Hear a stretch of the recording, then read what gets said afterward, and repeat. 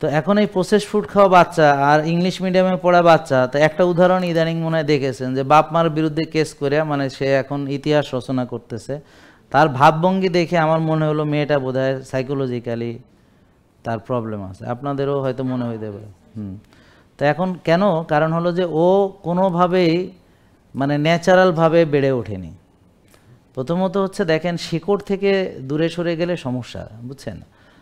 আমাদের প্রতিটা মানুষকে আল্লাহ যেখানে সৃষ্টি করেছে, যেমন আমরা বাংলাদেশে আবহাওয়া মাটি টাটিতে জন্মগ্রহণ করছি, কিন্তু আমার যদি খাওয়া দাওয়া চলাফেরা পড়াশোনা সব ভিন্ন দেশি হয়, তো আমার ক্যারেক্টারটা আসলে বা আমার যে মেন্টালিটিটা আসলে কিছুই থাকে না, এর কোনো শিকড় নেই, বুঝতে পারছেন। তো আমরা তো ধরেন ওই যে বললাম না, এই যে বিদেশি সিরিয়ালগুলো আমরা খাইতেছি, বাচ্চারা এই যে ডিভাইস দিতেছি, তারপরে ইংলিশ মিডিয়ামে দিতেছি, কালচার কৃষ্টি ভাষা সব নাই, কিচ্ছু নাই। তো ও যেখানে জন্মগ্রহণ করছে আর কিচ্ছু নাই, কিন্তু মাটি এই দেশেই বাস করতেছে এখন। তারা এক্সপোর্ট করে দিলে হয়ে যাবে, কারণ ওই দেশে তো আবার আইন আলাদা, ওখানে কেস করাও লাগবে না, ওরা খালি একটা ফোন দিলে বাপ মারে এমনি জেলে নিয়ে বেরোতে হবে।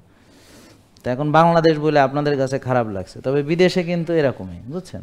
যদি বাচ্চা কমপ্লেন করে, হ্যাঁ, যে এরকম বাপ মা তারে এরকম করে, তাহলে ওর বাপ মারে জেলে নিয়ে যেতে হবে, জানেন কি না কি বোন, ঠিক আছে না? হ্যাঁ, তো ওখানে সন্তানকে এগুলো কিছুই বলা যায় না।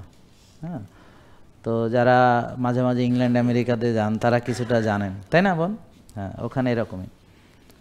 তো যাই হোক, তো এখন আমাদের এই কথাগুলো আসলো কেন? আসলো হলো যে আমরা আমাদের প্রকৃতি থেকে, মানে প্রকৃত অবস্থা থেকে অনেক দূরে সরে গেছি।